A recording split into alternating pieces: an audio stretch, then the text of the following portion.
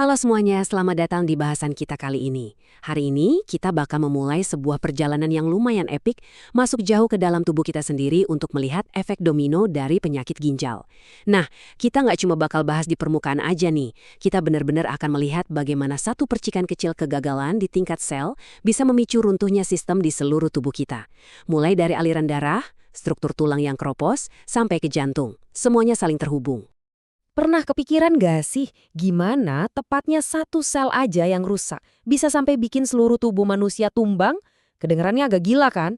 Mari kita selami lebih dalam ke dunia mikroskopis ginjal kita dengan nuansa yang, agak sedikit lebih gelap. Ginjal kita tuh bukan cuma sekedar filter atau saringan air biasa. Ini adalah sebuah jaringan seluler yang luar biasa rumit. Dan tragedi ini justru dimulai ketika sistem perlindungan tubuh kita sendiri malah berbalik menyerang kita. Semuanya benar-benar berawal dari satu ketidakseimbangan mikroskopis. Coba bayangin kontras yang luar biasa di tingkat sel ini. Di satu sisi, kita punya sel ginjal sehat yang ibaratnya tuh kayak benteng kuat karena dijaga ketat oleh pelindung utamanya, glutathione. Keseimbangannya benar-benar sempurna. Tapi di sisi lain, bayangin ada sel yang mulai redup, kehabisan napas, dan benar-benar kewalahan karena diserang habis-habisan oleh apa yang kita sebut reactive oxygen species atau ROS. Waktu sel ini gagal menetralisir ROS, kerusakannya bukan cuma di DNA aja. Sel yang panik ini mulai ngirim sinyal bahaya ke seluruh jaringan ginjal. Stres oksidatif yang gila-gilaan tadi pada dasarnya berfungsi kayak alarm kebakaran yang bunyinya kencang banget. Dan alarm inilah yang ngebangunin si penjahat biokimiawi utama kita di cerita ini, Transforming Growth Factor Beta atau disingkat TGF-beta. Awalnya sih niat protein ini baik, dilepaskan buat ngebenerin sel yang rusak. Tapi kalau kondisinya udah kronis dan terus-menerus terjadi, TGF-beta ini bakal lepas kendali total. Dia berubah wujud dari pahlawan perbaikan jadi dalang utama pembuat jaringan parut yang menghancurkan ginjal. Dari sini, kondisinya memburuk dengan sangat cepat, jadi semacam malapetaka buat struktur ginjal. Kalau kita bedah biokimianya, TGF-beta ini bakal ngaktifin kaskade protein yang disebut SMAD. Nah, aktivasi ini yang memicu sebuah fenomena tragis yang namanya epithelial to mesenchymal transition. Kedengarannya rumit ya, tapi intinya gini, sel-sel penyaring ginjal yang tadinya sehat dan berfungsi normal, secara harfiah dipaksa bermutasi. Mereka dibajak dan diubah jadi pabrik pembuat jaringan parut yang disebut myofibroblas. Begitu mereka berubah, mulailah produksi kolagen padat secara besar-besaran, tanpa henti.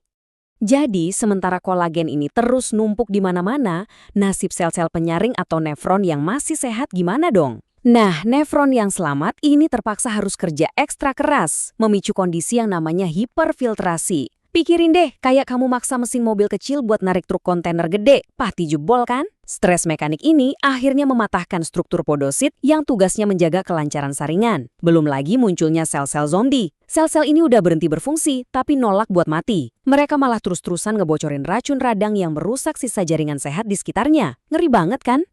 Puncak dari semua kekacauan ini bermuara pada satu kata yang sangat-sangat ditakuti di dunia medis. Fibrosis. Ini adalah titik di mana kita nggak bisa putar balik lagi.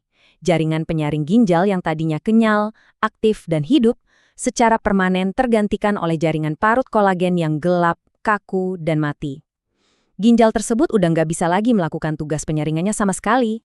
Oke, sekarang coba kita tarik napas sebentar dan ubah perspektif kita. Kita zoom out dari lanskap mikroskopis yang hancur tadi untuk ngelihat efek makronya. Apa yang bakal terjadi pada seluruh mesin tubuh kita kalau filter utamanya itu berubah jadi batu? Nah, disinilah efek dominonya benar-benar mulai menjalar kemana-mana. Ini bukan lagi soal ginjal aja, tapi seluruh sistem organ lain bakal ikut tumbang, satu persatu. Kita harus paham hubungan sebab akibat yang sangat jelas di sini. Ginjal yang sehat itu kan nggak cuma nyaring darah ya, tapi punya tugas krusial lain. Dia memproduksi hormon yang namanya eritropoietin atau EPO.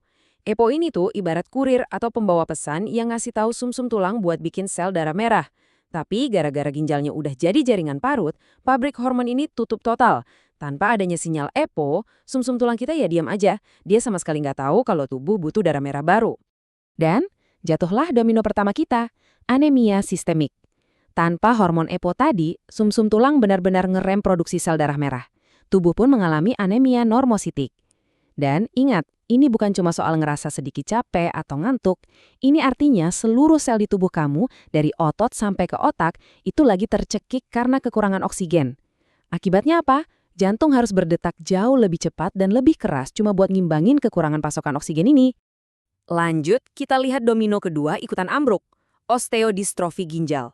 Ginjal yang udah rusak parah ini nggak bisa lagi mengatur keseimbangan mineral penting di tubuh kita. Efeknya, kelenjar paratiroid jadi panik luar biasa. Kelenjar ini merespons dengan melepaskan hormon yang secara harfiah mencuri kalsium langsung dari tulang kamu sendiri.